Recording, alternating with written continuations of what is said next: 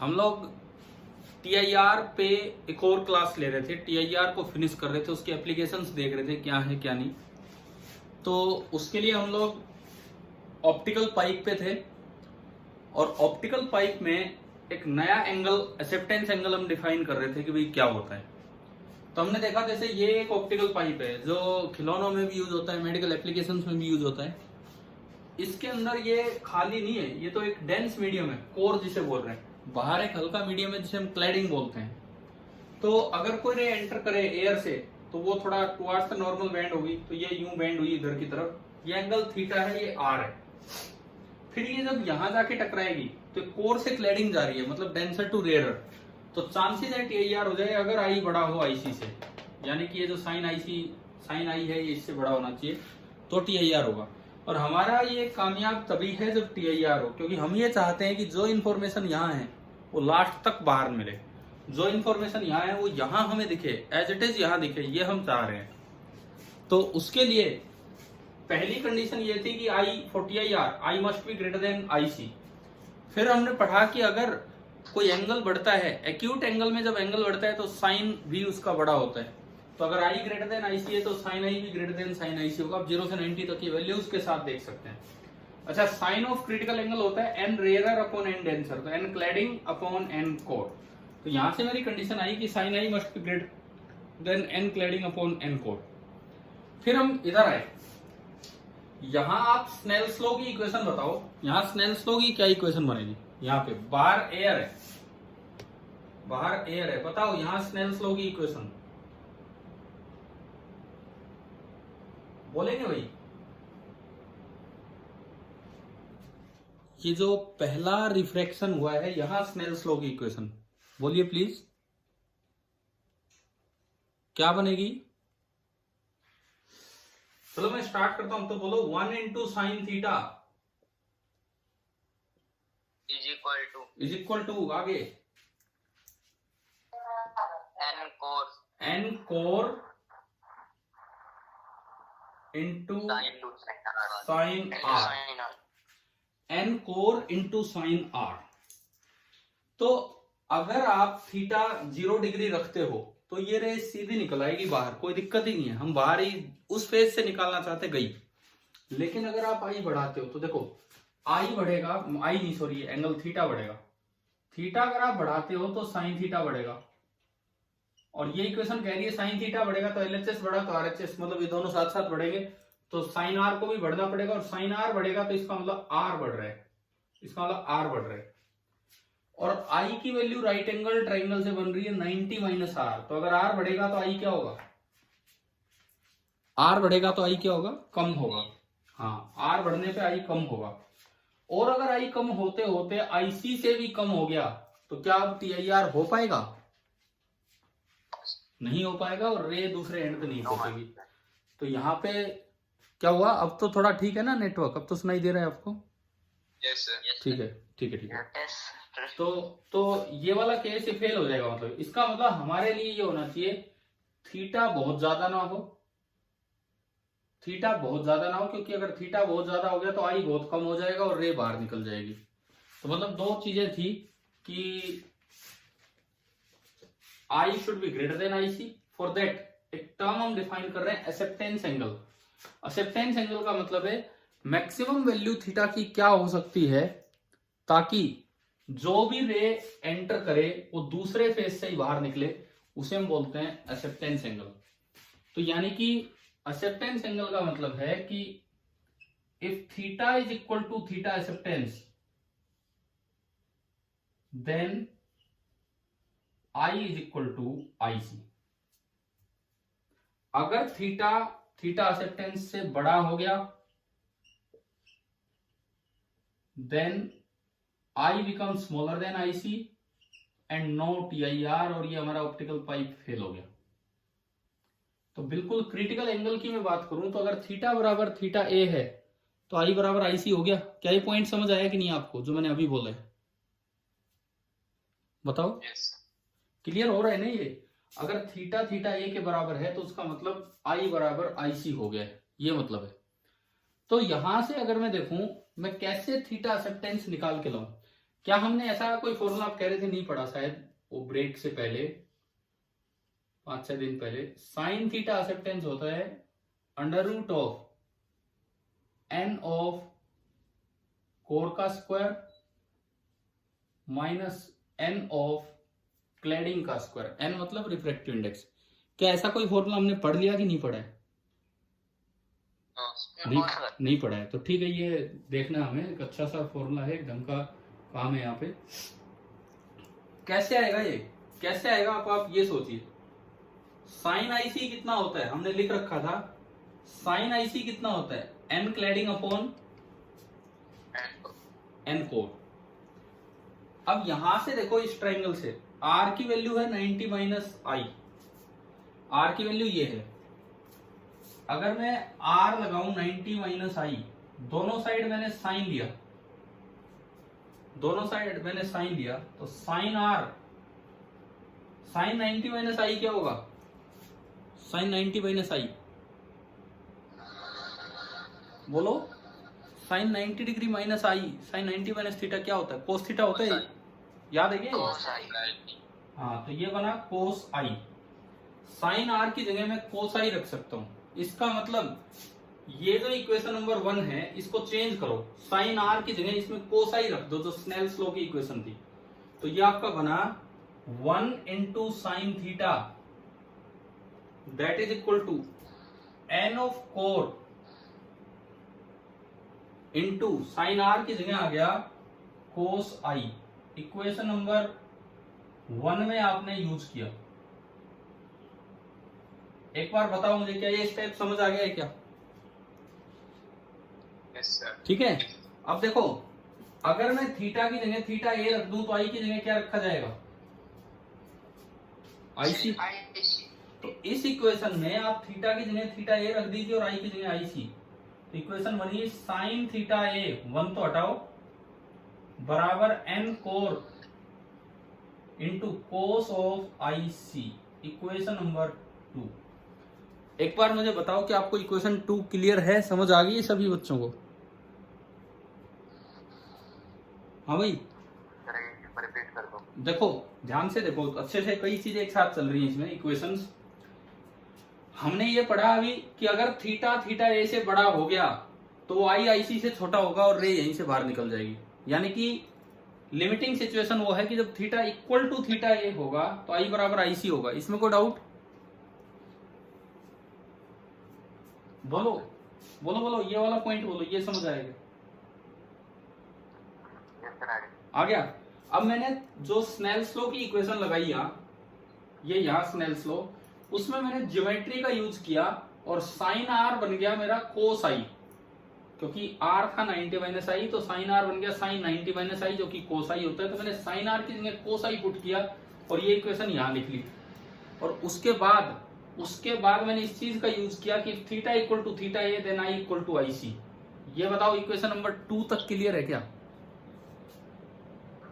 Yes sir. ठीक है, अब देखो, इसके बाद देखो, अब आप जितनी भी जगह यहीं पे हो जाएगा। इक्वेशन नंबर 2, इसको मैं आगे बढ़ाऊंगा। तो साइन थीटा ए, ये तो इधर है, इज इक्वल टू, बाहर लिखा है एन कोर, ठीक है, इनटू कोस आईसी कितना होगा।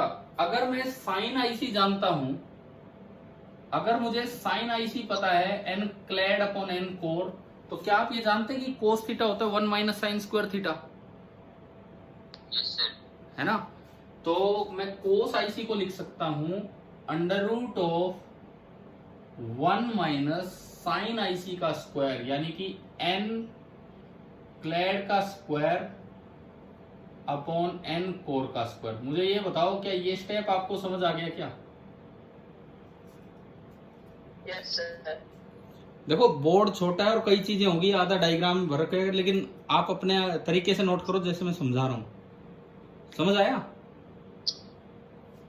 अब देखो लास्ट स्टेप, बिल्कुल लास्ट स्टेप, आप एलसीएम लेंगे, क्या बनेगा अंदर, एन कोर का स्क्वायर माइनस एन क्लैडिंग का स्क्वायर बनेगा ये। नीचे आएगा n कोर का स्क्वायर, अंडर रूट से बाहर हटेगा और n कोर का स्क्वायर नहीं, वो अंडर रूट हट के बाहर आएगा और वो कट जाएगा। तो क्या ये रिजल्ट आ गया कि नहीं? Yes sir. इसका मतलब इन ऑप्टिकल पाइप्स में ये हमारे बड़े काम का फॉर्मूला है। ऑप्टिकल पाइप्स में बहुत काम का फॉर्मूला है कि भाई maximum value of angle theta जितनी आप डाल सकते ताकि रे यहां से बाहर ना जाए, वो आप पहले इस फॉर्मूले से निकाल लो कि साइन थीटा ये होगा, और फिर जो आपका थीटा होना चाहिए वो इससे कम होना चाहिए, इससे ज्यादा नहीं होना चाहिए। तो अब मुझे बताओ, एक्सेप्टेंस एंगल का कॉन्सेप्ट क्लियर है ऑप्टिकल फाइबर में? यस। ठीक है, अब मैं वेट करूंगा, आप इसे ढंग से अच्छे से नोट कीजिए, स्टेप बाय स्टेप बना के, कौन सा स्टेप बन रहा है उसके तरीके से आप नोट कीजिए।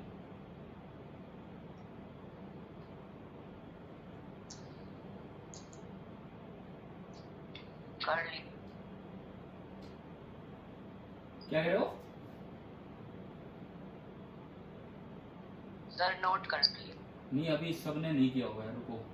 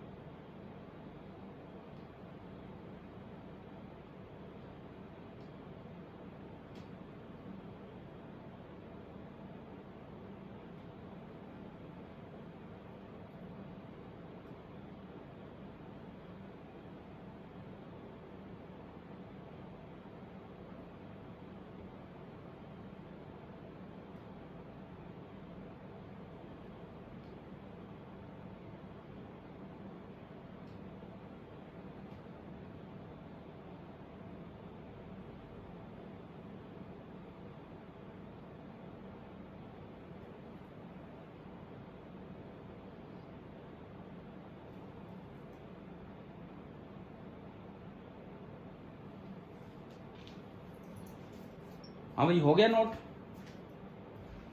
Yes sir. ठीक है, फॉर्मूला याद रह जाएगा ना, हमें काम आ सकता है फॉर्मूला बड़े अच्छे से। Yes sir. ठीक है, चलिए मिटाता हूँ विषय।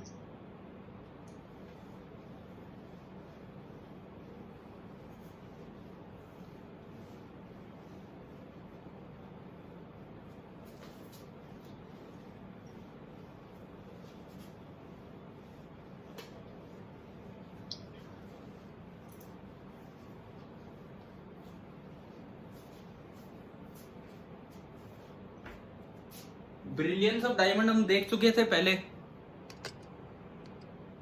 ना? हो चुका हो ब्रिलियंस ऑफ डायमंड, मिराज, ये सब चीजें। ठीक है, अब मैं एक और चीज पे आता हूं। ये जो TIR है, दिस इज अ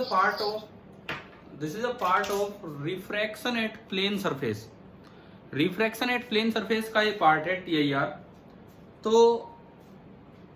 हमने एक फॉर्मूला पढ़ा है, D dash is equal to D upon N relative, yes sir. है ना? अब उसी पे एक और पॉइंट मैं आपको सिखाता हूं। रिफ्रैक्शन एट ए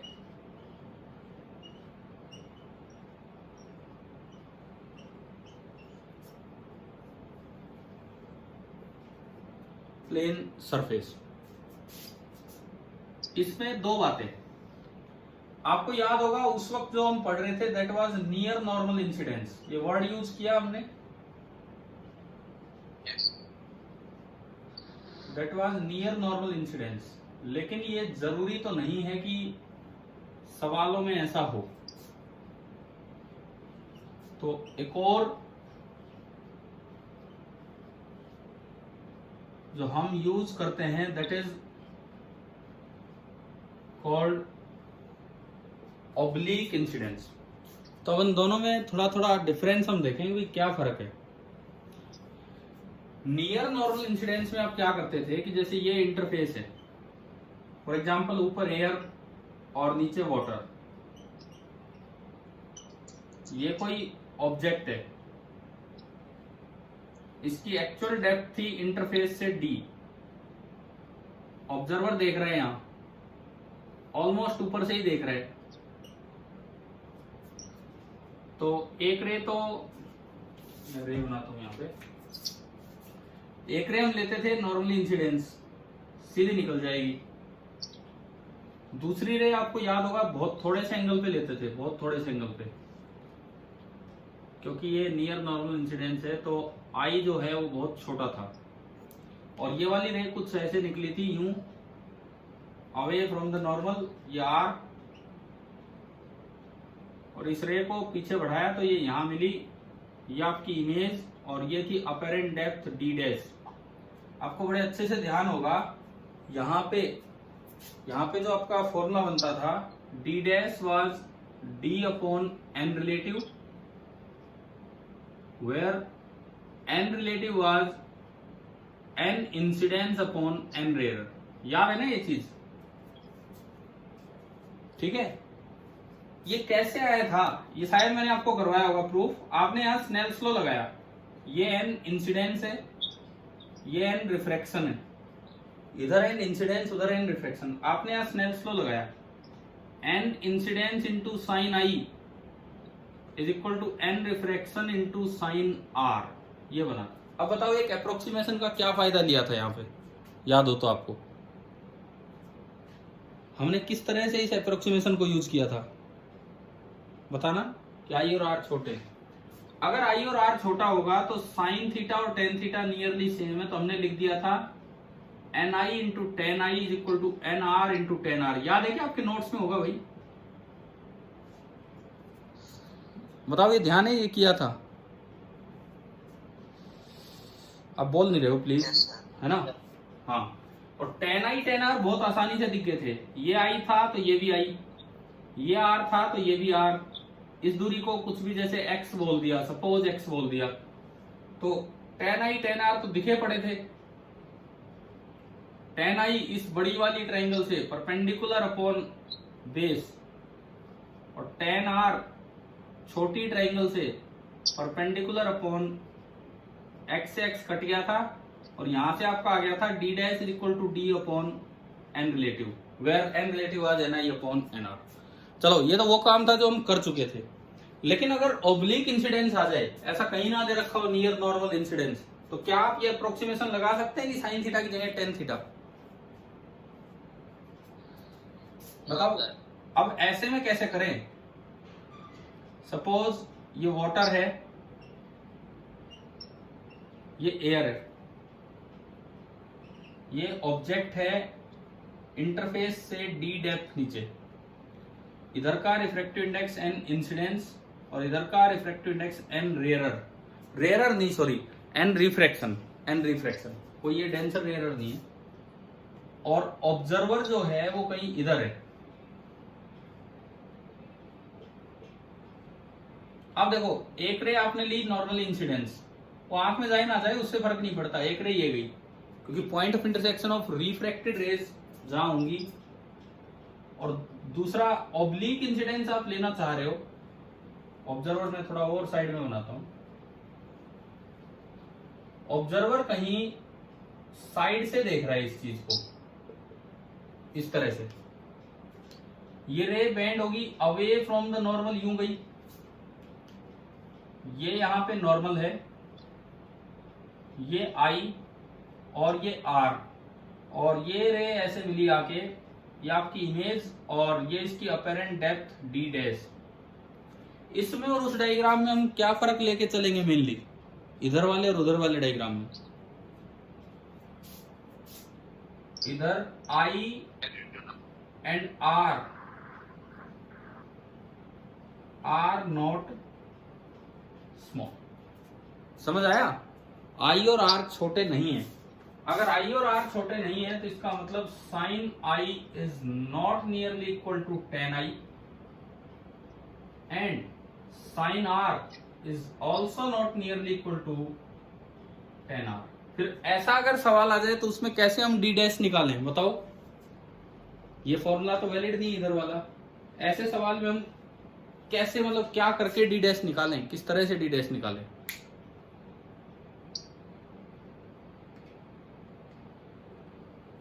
देखो आप यहां लगाओ स्नेल्स लॉ, एक बार बोलो यहां स्नेल्स लॉ की इक्वेशन क्या इक्वेशन बनेगी? N I into sine I is equal to N R sine R. Equation number 1। Sine को 10 नहीं लिखना है, कोई बात नहीं, तो हम साइन भी तो लिख सकते हैं। ये आई तो ये भी आई, वो आर तो ये भी आर। अब इसमें आपको ये पता होना चाहिए डिस्टेंस कितनी है, वो तो सवाल में कुछ तो देगा, या तो एंगल देगा आई, या तो एंगल देगा आई, या फिर ये डिस्टेंस देगा एक्स, कुछ तो देगा। तो अब देखो आप, क्या हम साइन आई लिखना नहीं जानते क्या? इस बड़ी ट्रायंगल से साइन आई, साइन थीटा क्या होता है? Perpendicular upon hypotenuse. तो ये आपका बनेगा एन आई इंटू, बोलो बोलो इससे बोलो कि परपेंडिकुलर अपॉन हाइपोटेन्यूज करके। परपेंडिकुलर कितना और हाइपोटेन्यूज कितना पाइथागोरस से?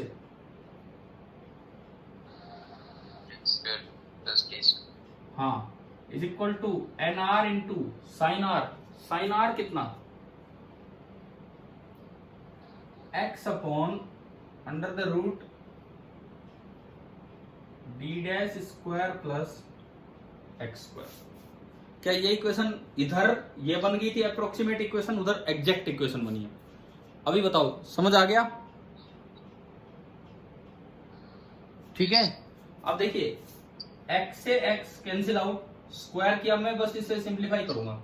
स्क्वायर किया और क्रॉस मल्टीप्लाई किया, तो N I square into D dash square plus X square is equal to N R square into D square plus X square. मुझे डी डैश चाहिए, डी डैश चाहिए यहां से, तो D dash square plus X square ये निकल के आ रहा है N R square upon N I square into D square plus X square. एक माइनस एक्स स्क्वायर जाएगा एंड फाइनली डी डैश आपका निकल के आए। ये कोई फॉर्मूला नहीं है कि इतने बड़े बड़े फॉर्मूले भी याद करके बैठे रहो, मैं तो किस तरह से सिंप्लीफाई हुआ है वो लिख रहा हूं। N R square upon N I square D square plus X square and minus X square. मैं फिर कहता हूं कोई फॉर्मूला नहीं, एक आंसर है जो निकल के आया। इधर डायरेक्ट आंसर रिजल्ट की तरह याद हो गया था, लेकिन अगर वो आ जाए तो इस तरह करना है। देखो भाई, एनटीएससी एग्जाम में कोई ना कोई नया सवाल तो हर साल आ जाता है जो पीछे नहीं आया हो, तो हमें तैयार रहना चाहिए। हम ना केवल नॉर्मल इंसिडेंस के लिए रहे बल्कि ओब्लिक इंसिडेंस भी। अभी बताओ समझ आया कि नहीं आया? ठीक है, इसको टॉपिक दोबारा बना के टीआईआर से आगे और ढंग से ना नोट कर लीजिए कॉपी में।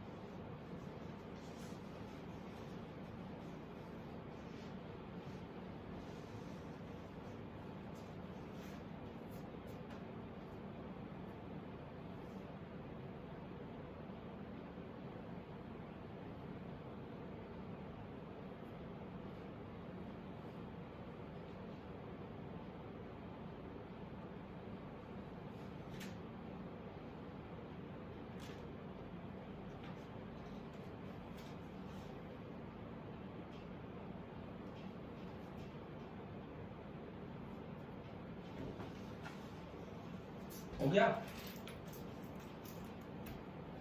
नॉर्थ। कोई नहीं, कीजिए आप, उसके बाद हम पढ़ेंगे आगे।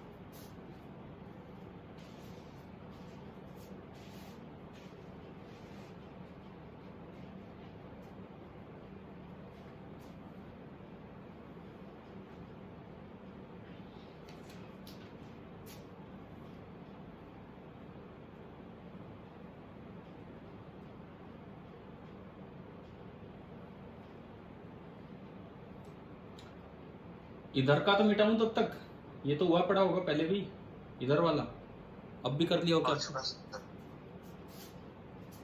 क्या कह रहे हो? हो गया।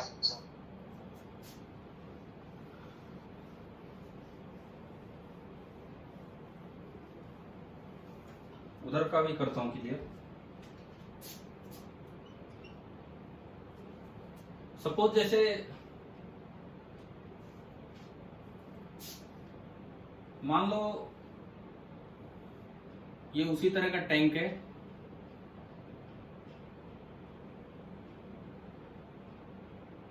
और पानी भरा हुआ है,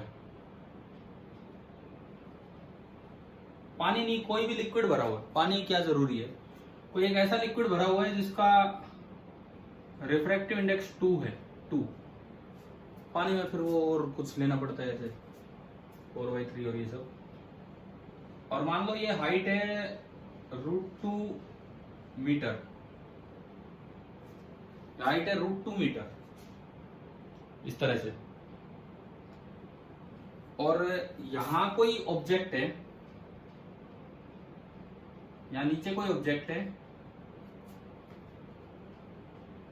और जो ऑब्जर्वर देख रहा है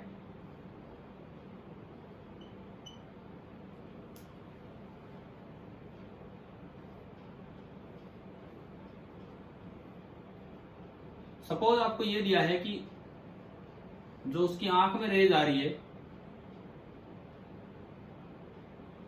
वो वाली रे लेनी है जो 45 डिग्री पे इंसिडेंट हुई है। तो क्या ये नियर नॉर्मल इंसिडेंस है? क्या ये नियर नॉर्मल इंसिडेंस है? 45 डिग्री पे अगर बोल दिया है तो नहीं है ना। ये रे कुछ और बाहर बेंड हुई होगी और यूं गई होगी। दूसरी रे आपको ये कंसीडर करनी है, और अब बोला है कि ये जहां भी इमेज बनेगी फाइंड द शिफ्ट। शिफ्ट का मतलब समझते हो ना, ये वर्ड हमने पहले भी यूज किए हैं कि ऑब्जेक्ट यहां के मुकाबले कितना ऊपर गया, ये शिफ्ट आपको निकालना है कि शिफ्ट कितना होगा।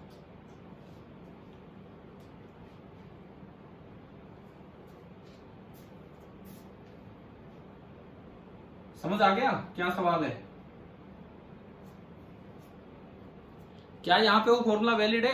d dash is equal to d/n relative? बताओ। नहीं, वो तो वैलिड ही नहीं है। तो आपको तो एग्जैक्ट ऐसे ही जाना होगा। ये दूरी d डैश मान लो और ये पूरी d, तो आपको तो सीधा यही लगाना होगा। अच्छा, ये एंगल 45, तो ये भी कितना होगा? 45।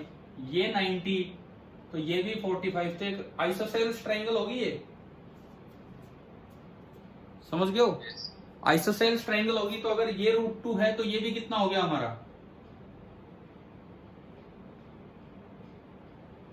क्लियर ना? ज्योमेट्री से हमने निकाला कि अगर वो √2 है तो ये वाला भी √2 होगा। बताओ भाई, यहां तक क्लियर है? ये दिया नहीं था, ये हमने निकाला है। अब इसके बाद अब चाहो तो डायरेक्ट वो लगा के देखो डी डैश। अभी तो हमने देखा ये कैसे आया, वो फॉर्मूला नहीं है, मैं फिर कह रहा हूं इतना इतना याद रखने की जरूरत नहीं है। अंडर द रूट NR का स्क्वायर, NR मतलब बाहर एयर है तो NR कितना होगा? अपॉन NI का स्क्वायर, NI मतलब इधर अंदर का N2 है, कितना हो गया? 4 D square plus X square, ये पूरा D का स्क्वायर कितना? D का स्क्वायर √2 का स्क्वायर 2 प्लस X का स्क्वायर, X का स्क्वायर कितना?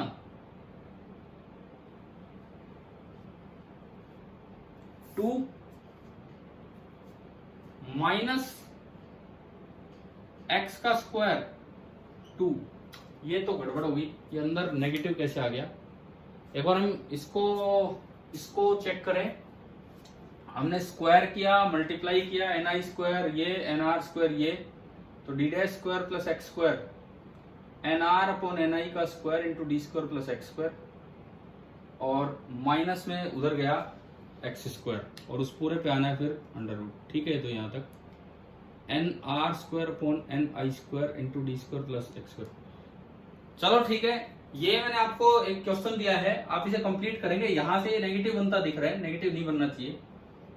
ये आपका होमवर्क है, और इसमें आपको आएगा, क्या आएगा? D dash is equal to, कितना आ रहा है? D dash equal to D dash is equal under root 1/4 2 + 2 आपने मल्टीप्लाई कर दिया शायद। अच्छा, वो यहाँ पे तो 2 + 2 भी 4 ही होगा,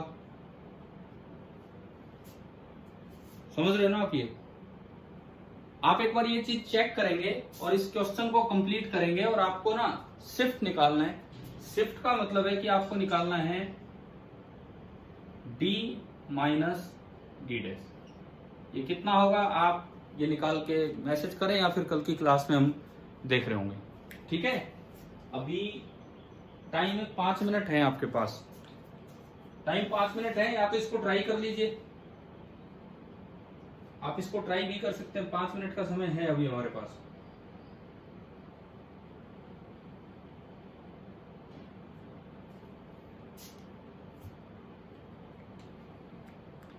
बट ये नेगेटिव कैसे बन रहा है वो सोचने वाली बात है, जो बनना नहीं चाहिए। क्या हमने यहाँ कहीं कोई गलती तो नहीं की है ना? NI इधर का into sine I x upon D square plus X square under root. ठीक है, NR उधर का इंटू, ठीक है, ये भी यहां से हमने क्रॉस मल्टीप्लाई किया, NI into under root this, square भी कर दिया, तो NI स्क्वायर इंटू ये बराबर NR स्क्वायर इंटू ये भी ठीक है। यहां से मैं NI स्क्वायर को नीचे ले गया, ठीक है जी, फिर माइनस में X स्क्वायर गया, वो भी ठीक है, और पूरे पे आपने लगा दिया अंडर द रूट। ठीक है, तो पूरा ही सही बन रहा है। D आपको दिया है इस सवाल में √2 है, तो X भी √2 हो जाएगा। 2 + 2 4, 1/4 4 1 माइनस X का स्क्वायर 2। अब ये यहाँ पे दिक्कत आ रही है, वो अंडर रूट के अंदर नेगेटिव कैसे बन गया? अच्छा, अंडर रूट के अंदर नेगेटिव बन गया, मैं बताता हूँ क्या मतलब है इसका। अंडर रूट के अंदर नेगेटिव बनने का ये मतलब है कि ये रे यहां से बाहर ही नहीं निकलेगी। क्या TIR हो सकता है कि नहीं? यहां बताओ, ये रे किधर से किधर जा रही है? नो सर, नहीं, ये रे किधर से किधर जा रही है? Denser to rarer. ये रे जा रही है डेंसर टू रेयरर, समझ गए हो क्या? ये और डेंसर टू रेयरर, और अगर एंगल क्रिटिकल एंगल से बड़ा हो गया, देखो यहाँ पे ये नेगेटिव आया, अंडर रूट के अंदर नेगेटिव आया, इसका ये मतलब है रे will not come out due to TIR। ये तो हमने कुछ रैंडम वैल्यूज ली थी, अगर ये पॉजिटिव आता तो क्या यहाँ से डी डैश कैलकुलेट हो जाता कि नहीं? समझ आ रहा है? यस। हाँ ठीक है, मैं वही सोच रहा था नेगेटिव है। नेगेटिव इसलिए आ रहा है कि ये ज्यादा ले लिया आपने एंगल और वहां TIR हो जाएगा तो ये रे बाहर ही नहीं निकलेगी। अभी बताओ ये क्वेश्चन क्लियर है ना? इसी पे बेस्ड था लेकिन TIR की वजह से रे बाहर नहीं आ रही। हाँ भाई, डाउट है या क्लियर है ये?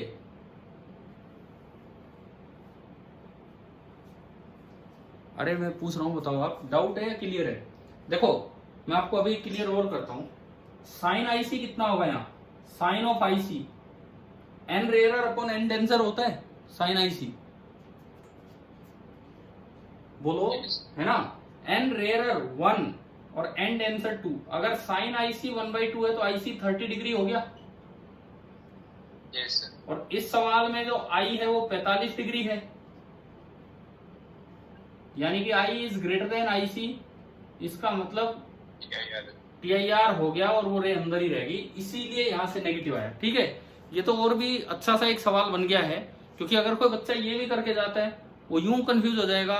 इवन हम भी एक बार कंफ्यूज हो गए थे कि यार अंडर रूट के अंदर नेगेटिव कैसे आ रहा है, क्या फॉर्मूला तो गलत नहीं बना? फॉर्मूला सही बना लेकिन TIR की वजह से और रे बाहर नहीं आएगी। तो अगर मैं कोई और एंगल लेता 30 डिग्री तक का या 30 डिग्री से कम कोई एंगल लेता, देखो तो अपने आप ये फॉर्मूला आपको डी डैश देता और फिर डी माइनस डी डैश आपका शिफ्ट होता। तो अभी बताओ मुझे, क्या ये कॉन्सेप्ट क्लियर हो गया है कि नहीं? और साथ में एक बड़ा अच्छा सा सवाल आपके सामने आ गया। ठीक है, आप इसे नोट कर लीजिए।